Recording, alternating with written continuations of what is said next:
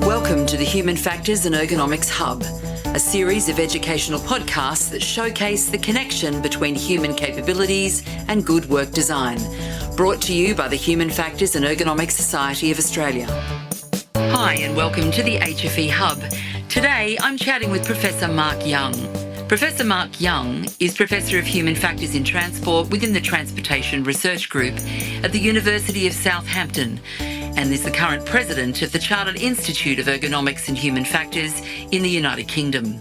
Mark has nearly 30 years' experience working in human factors across transport modes in both academia and industry, and has written over 70 peer-reviewed journal papers and 5 books. Mark, it's a pleasure to be chatting with you this evening.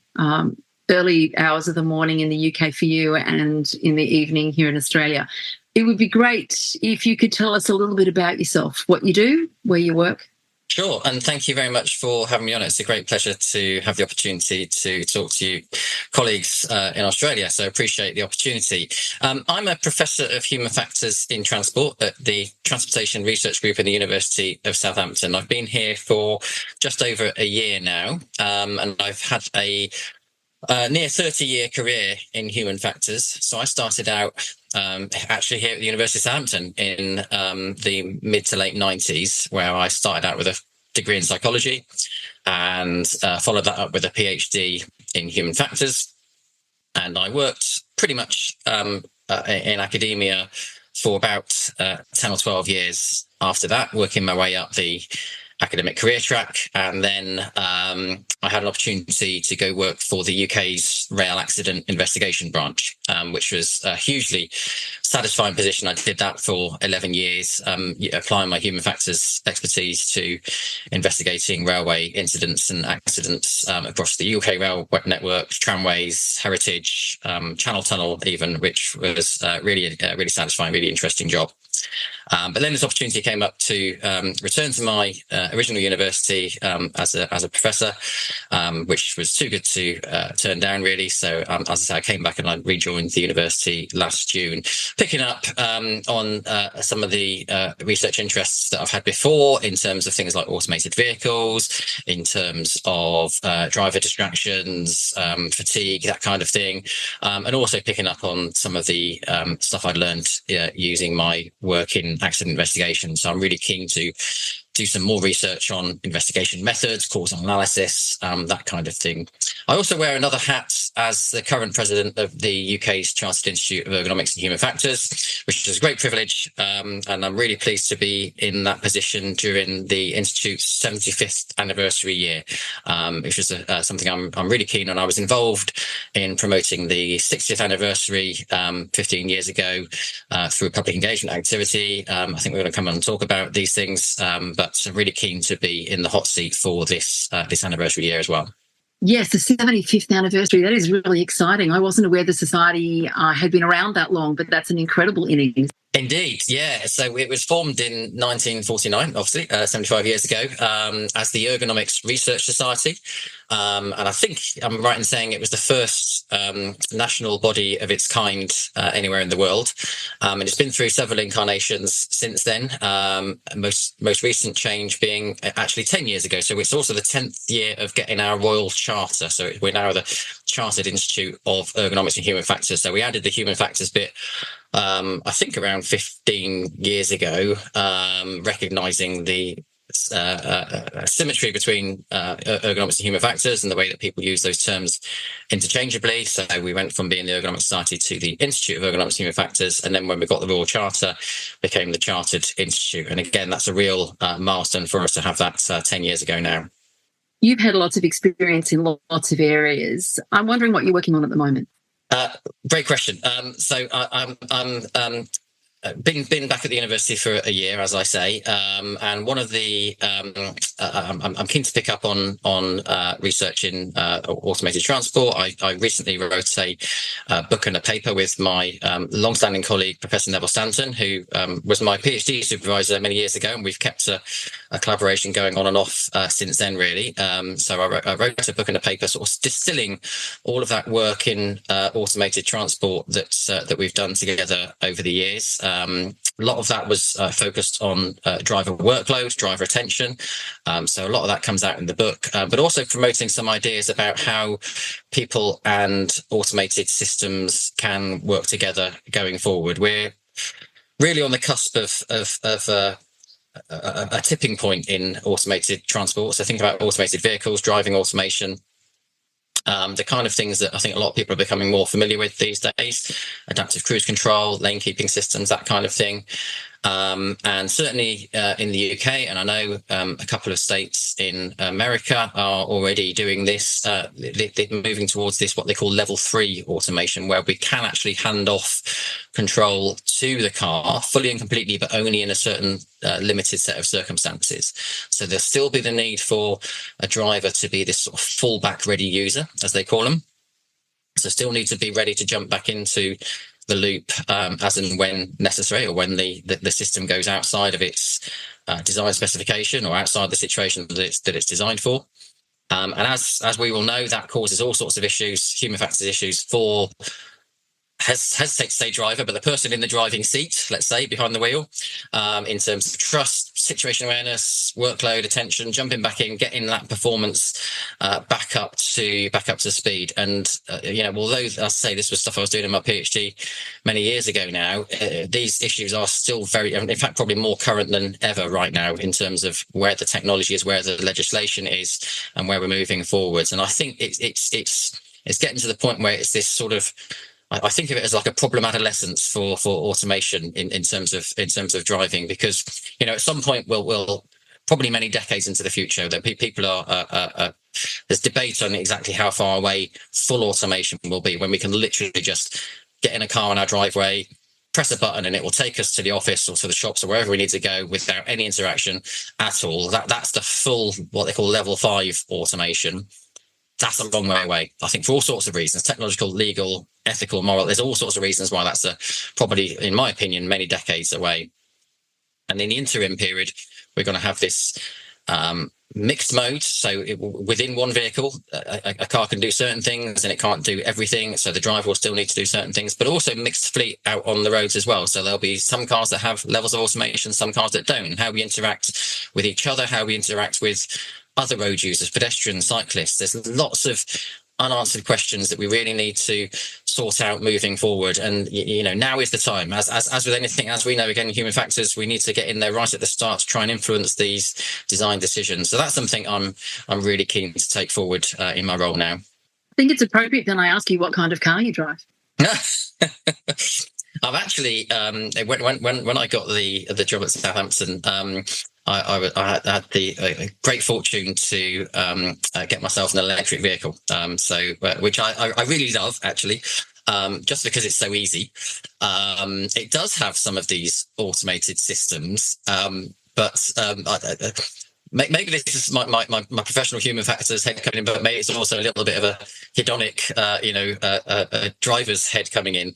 I actually just prefer to have my hands on the wheel, partly because, and this is part of the issue with some of the automated systems, and I've used this example before, but again, with the human factors perspective, with this sort of level 2/3 approach that we've got right now, and part of this is about the car monitoring the driver too, right? So we need the car needs to know that the driver is maintaining attention and has this fallback ready state. So what a lot of the cars do, and maybe you and some listeners will be familiar with this, if you turn on some of these automated systems like lane keeping or whatever, you can't just take your hands off the wheel.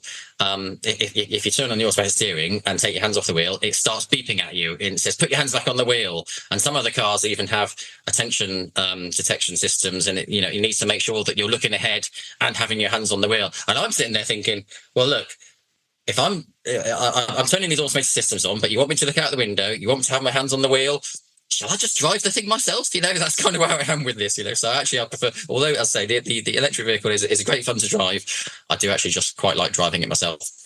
Look, I love a lot of the assisted things that we have in our vehicles, but I must say that my reverse parking is not as good as it used to be. I think I could reverse a car within, centimetres of the car in front and behind without a camera. And I've got several vehicles, and when I jump in the one that doesn't have a camera, I kind of almost don't know where to look.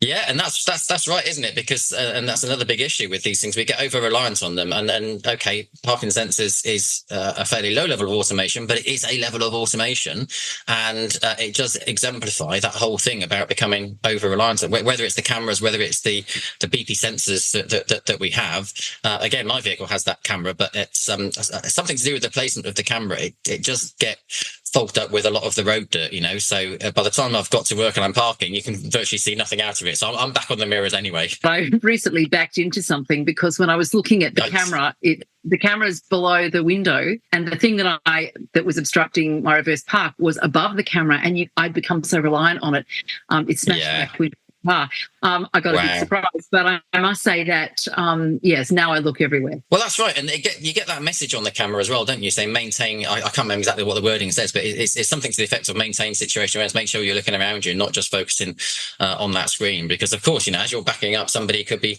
walking in front, and as you're turning, you could hit them or whatever. So it is important, and maintaining that situation awareness is key to these automated systems. A lot of it is about communication and information, making sure that we're working as a team. I mean, I really think there's a lot in this human automation teaming approach, which is very hot at the moment, in terms of how we can work together, because it's got to the level of intelligence now where it is virtually acting as a co-driver, but maybe not behaving in the same way as a human co-driver would. So we need to, in my view, and this is stuff I'd really like to get into, we need to apply principles of human teaming, so coordination, communication, cooperation, all those things, as a design philosophy to the automation. So make sure that it's communicating, it's coordinating in a two-way fashion, just as we would in human teams. I'll be looking forward to talking to you again about that. Yeah, I think it's easier said than done. But as I say, it's something I'm keen to get into with research and maybe some PhD students. Yeah.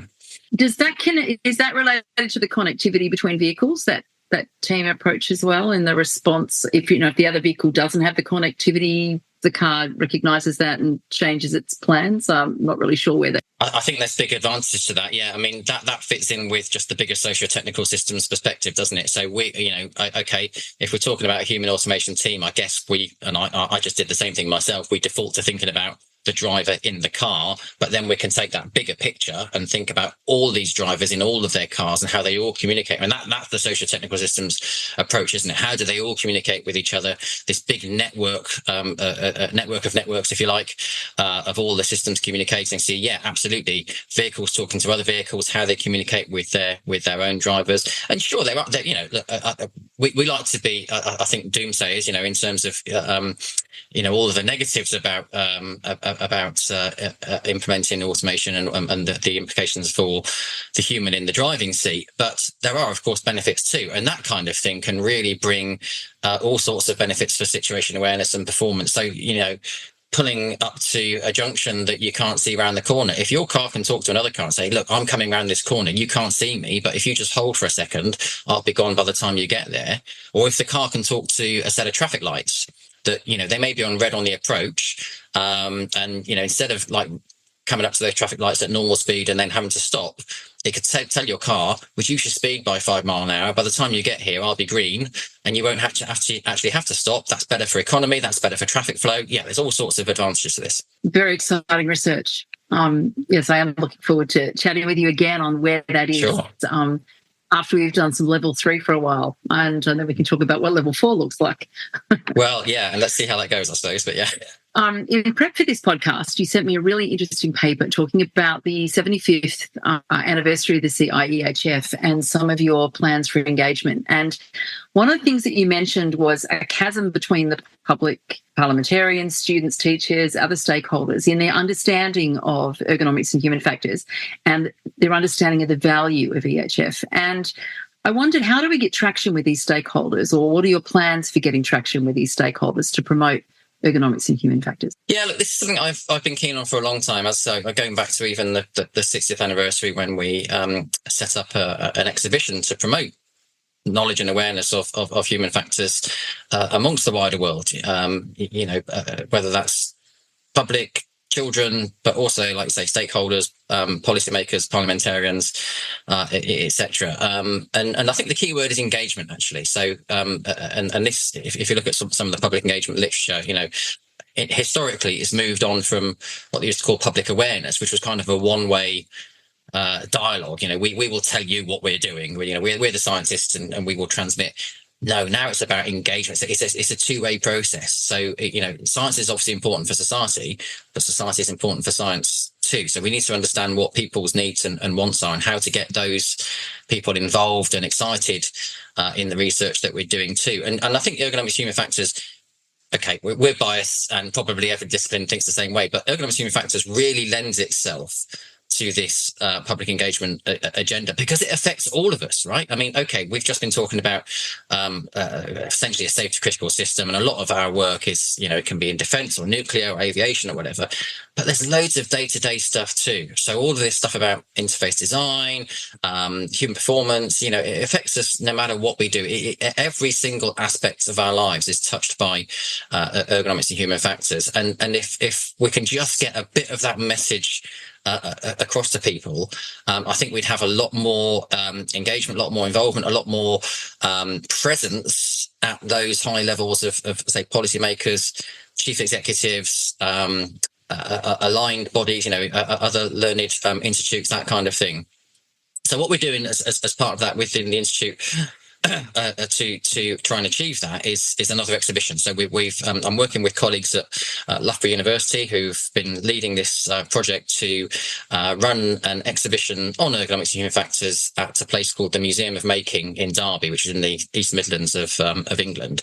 So really sort of centrally located museum. It's a lovely little museum as well. It's got really interesting background in terms of the sort of fabrication industry around the East Midlands, and loads of really cool stuff there already, loads of train stuff, which satisfies me because I quite like that sort of thing anyway. And what we're doing is integrating, as befits the discipline, integrating ergonomics human factors exhibits throughout that museum at relevant places, and demonstrating the real breadth of what we do, right the way through from some of those safety critical things. So there will be some rail stuff, there'll be some aviation stuff, but there'll also be stuff on sports and homeworking and the workplace, stuff that can touch people on an everyday level, affects our everyday lives. How human factors helped, it's very current at the moment, of course, how human factors helped people win Olympic medals, that kind of thing. So Loughborough is very famous for lots of its sports research, of course, and my colleagues there have been drawing in other colleagues from across the university to put exhibits there. So the intention of that exhibition is to engage and enthuse, and of course it runs from 27th of September through to the 22nd of December, which is the first school term in the UK. So it will encompass half term. So we'll, half term holiday for school children. So we'll hopefully get loads of children and their parents along and impact them there. We're also running a launch event on the evening of the 26th, so that's an invite only thing, just before the exhibition opens to the public, and we're looking to get, again, senior stakeholders, parliamentarians, local councillors, business leaders, the great and the good, and the real influencers, to just get that message across, really, about how important human factors is to everyday life, to industry, to safety, to performance, and try and really sort of engage with these people and ensure that human factors is integrated throughout their processes and systems. And again, it's a two-way thing, trying to get them to come to us as much as we're trying to go to them, because to me, we can't just work in silos. Yes, we've got our institute, but it really has to work together with other institutes and businesses to make sure that human factors is a success. I think it's called a brilliant name. You've called it Think Human. Is this correct? That's right. So my colleagues at Loughborough came. Well, it was kind of a brainstorming exercise, but yeah, absolutely. So there's all sorts of double meanings within that, and yeah, it really helps when you go around the exhibition as well. So every exhibit and every label has a little story behind it, and it all ends with the tagline, discover how you can think human. So it's all about making people obviously think about the human in the loop there.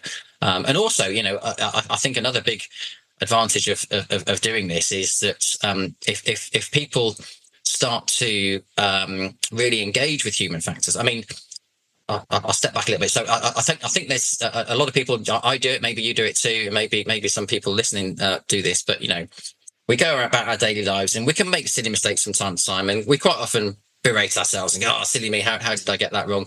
But then, of course, you put your human factors hat on and think, well, actually, no, it wasn't me getting that wrong. That was the system. That was the design or something like that. Something needs to change here.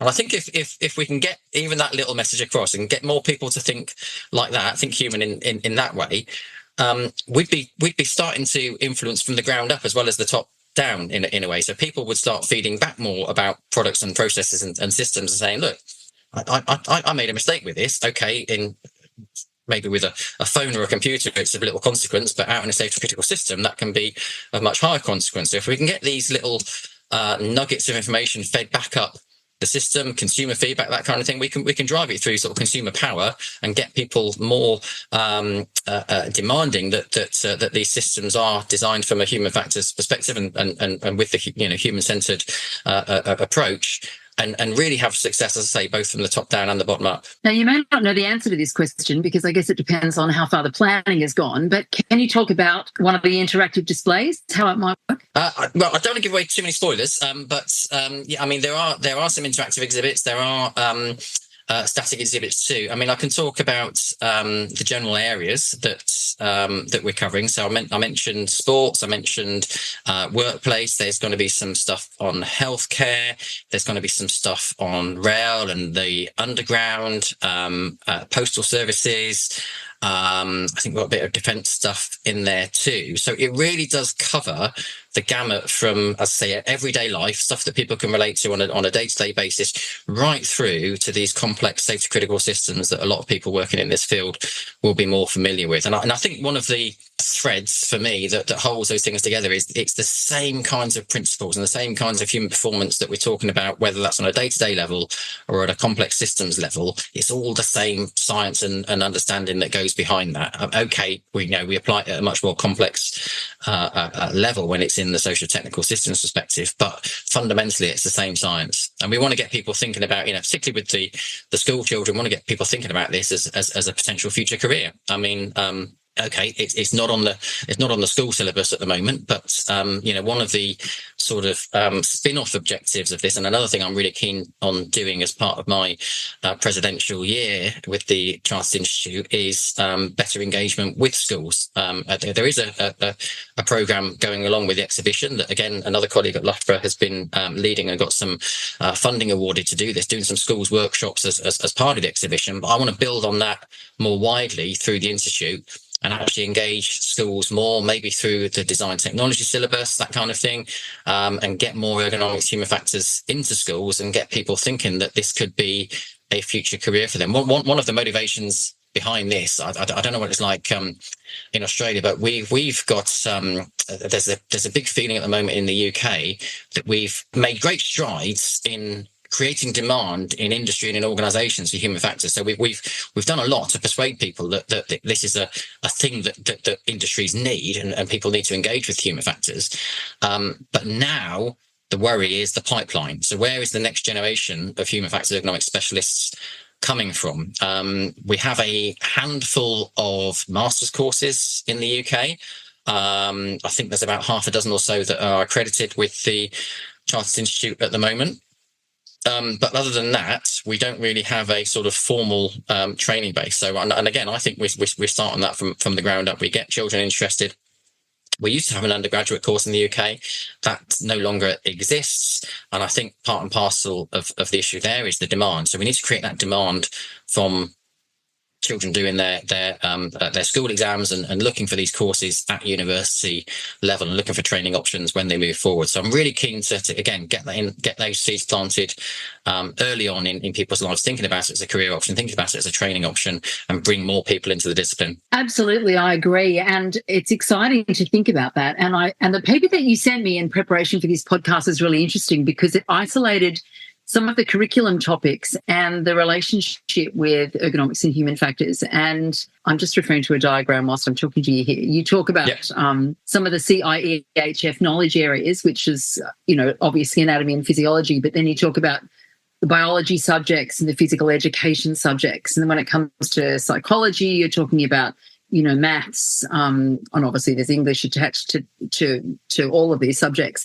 And then there's people in systems and design technology and psychology. And I just, I wonder whether you could maybe talk about some of the connections between the curriculums and ergonomics and factors. Yeah, so what we tried to do there was, I should say, map on the knowledge areas that the Institute sets out for its professional development program. So if people are wanting to go for accreditation or chartership with the CIEHF, then those are the areas that they need to tick off in order to demonstrate their expertise. I should say anatomy, physiology, psychology, people and systems, working environments, and methods and tools. And then trying to map those across to what's currently on the school's curriculum, the school syllabus, and see how we can make those links between things like biology, physical education, maths, DT, psychology, etc. And I think what that really demonstrates is what a broad subject this discipline is that we work in. I mean, you will know this too, that people come into human factors ergonomics from so many different directions. I had a psychology training. My first degree was in psychology, but people come in through design, through physiology, through engineering, and I think that's one of its real big strengths, that you can come into. I had the privilege of actually going and talking to a couple of schools myself recently, part of this sort of agenda, but also just the opportunity came up for me actually in my local school as well. So I'm going to speak to sort of 13, 14, 15-year-olds about this. And I was fortunate that the design technology teacher there was really engaged as well. And he basically encouraged, shall we say, a whole bunch of children to come along. And it was wonderful. The room was packed out. I mean, the children were sitting on the floor. They run out of chairs. And what I wanted to show to them was how many different opportunities there are within this discipline. So, okay, my career has been very much based in transport. So I used a lot of transport examples, but I want to show them that they can go into defence, they can go into healthcare, they can go into nuclear. There's all sorts of opportunities, but also all sorts of routes into it. So I had this lovely moment when after the talk, one student came up to me and said, I think I've just found my new career. And it was a lovely little moment. And they asked me, how can I get into this now? And that's where it starts to maybe unravel a little bit, because we don't have that structure in place for the degree courses. As I say, I said, well, look, if you want to study this properly, you have to sort of wait till you get to master's level in this country. But in the meantime, pick your courses wisely. And as I say, there are many routes into it. You can do what you want to do. If you're interested in design technology, stick with that. If you're interested in psychology, go with that. But just keep this sort of end goal in mind, that you can take this education path that sort of suits you. But there's still a way back into this later on. And a lot of the master's courses do accept people from lots of these different backgrounds. And as I say, we can lament the loss of the undergraduate courses, but we can celebrate the strength of this discipline with so many different applications and so many routes into it. So how do we connect the schools with the Think Human exhibition? How are you doing that? Because what we've talked about is that there's lots of things in the curriculum that can connect them and have them understand ergonomics and human factors and the value of it and why it's a great career and how it works. But how are you actually engaging with the schools to be involved in this project? So one of the things that's going on is a series of schools workshops, and we're inviting members, CIEHF professionals to come in and get trained up to engage with that and share their stories and run these workshops. And they're based around a fairly simple sort of design exercise. Again, I won't give too much away in terms of spoilers, but it's kind of a sort of physical ergonomics type design challenge. But it really gets people thinking about designing for people, designing for individuals, thinking about the individual capabilities and limitations, both in terms of sort of physical size, but strength and also cognitive issues too.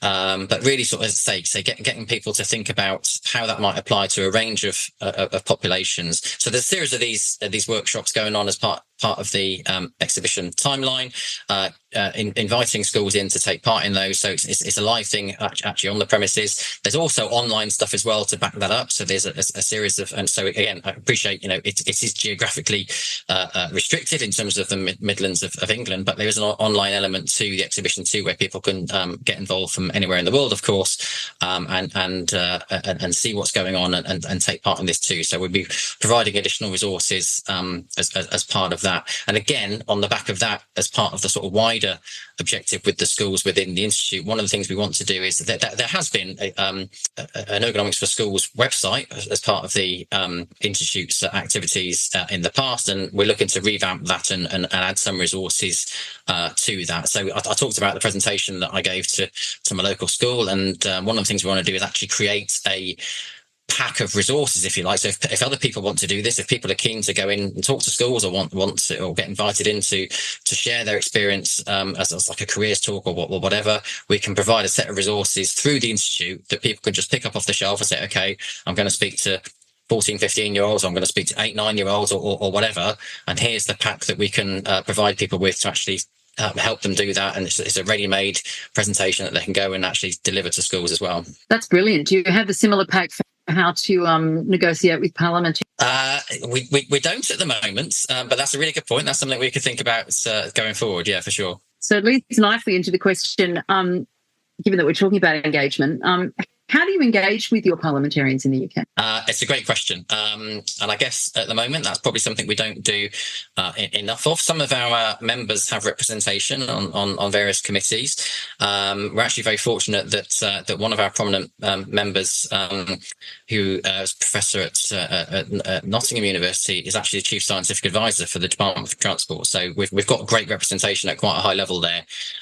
In the civil service at least, but yeah, I think in the past we've had, as I say, probably stronger representation on some of these parliamentary committees, etc. And maybe that's tailed off a bit over the years. I don't quite know what the reason for that is, but certainly at the moment, one of the things we're looking at is how we can re-engage, reintegrate with this, and I'm hoping that the exhibition will be a good catalyst for that. As I say, we're looking to invite people like that along to the launch event and really start to re-engage better, and think about how we can influence people at that level. You indicated that you've done the exhibition before, and so I wondered what the responses were last time. Because so it was a different exhibition before. So last time it was at the Design Museum in London. And a different set of exhibits, a different theme, etc. But I mean, I'm biased because it was my project, but I think it was a great success. I mean, we got great engagement, great feedback from the public, as well as from our own members as well. So we got great internal feedback in terms of its representation and the impact that it had. And we did formal evaluation of it, which again showed what a great success it was. It just from quantitative measures in terms of footfall, but also in terms of changing people's opinions and raising awareness, raising engagement with the disciplines. And we're planning to do that sort of level of formal evaluation with this exhibition too. Obviously, that will be to come because it hasn't started yet. But yeah, and again, I think probably one of the legacies to come out of this one, or the lessons out of the last one, is that we really need to maintain that momentum going forward in terms of building on the awareness, the engagement that we're raising, both with the public, with the policyholders, with the people that we're targeting as part of this. Because yes, the one in 2009-10 did make a big splash, but again, I guess that sort of that splash soon starts to fade away if you don't keep that momentum going. But it was great. It was great fun. It was a great exhibition, and we really enjoyed being part of that. Is the plan to have members of the CIEHF around the displays so that there's this, because you referred to two-way communication, so you want to know what people think. Realistically, people want to ask questions, I assume. Is it a face-to-face interactive display as well in some areas? Is that? It's not, just because practically speaking, this is going on for 3 months, and it's not something we can really ask people to do. Some of the interactives allow people to give their thoughts, and there are. One of the things we have got going is like a series of pen portraits, if you like, so headshots and a few paragraphs from people working in the field about why it's great and what they've done and the kind of areas they've worked in, to give people a real flavour for the kind of work that can be done. In terms of that two-way engagement, I think we're looking at the online element to really help with that. And as I say, there will be formal evaluation going on throughout the exhibition to gain people's feedback and understand, where they've come from and where what their opinions were when they came into the museum and what their opinions are going out of the museum and how that might have changed and what they might be thinking of in terms of their future plans, whether that might have changed as a result of seeing the exhibition. But yeah, in terms of actual having people staffing the exhibits. The museum, of course, has got curators around and they'll be looking after things. But no, it's not practical to have people there for 3 months doing that. My last question might be, what's next? Well, the paper that you referred to has just been accepted for publication in Ergonomics, and we are looking to follow that up once the exhibition has completed with a paper on the evaluation of it to again sort of build on that and see how we can actually use that experience, use those lessons from the exhibition to then build that legacy. So going forward into the schools stuff, we are still forming these plans on the schools engagement. So as I say, we're talking about building a set of resources, refreshing the website for schools. Long term, I mean, this is going to go way beyond my presidency. But I think the ideal endpoint would be, let's get ergonomics human factors on the school curriculum.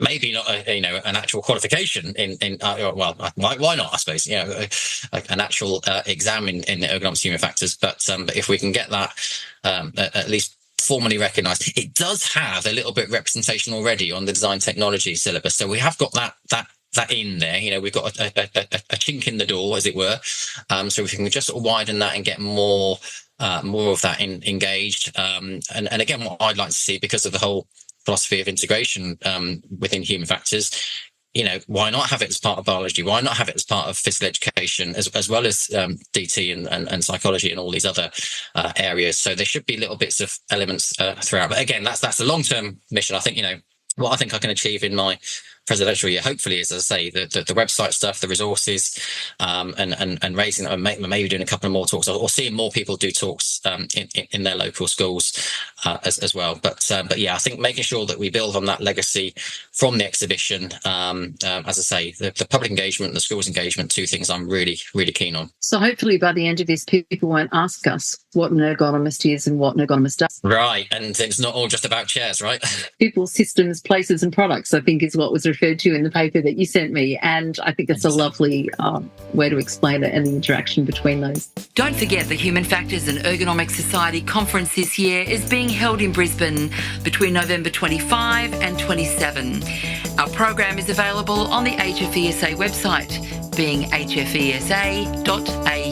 Thanks for joining us at the Human Factors and Ergonomics Hub, brought to you by the Human Factors and Ergonomics Society of Australia, where human-centred design really matters. If you like this podcast, make us your favourite in your podcast app. We look forward to chatting with you next time.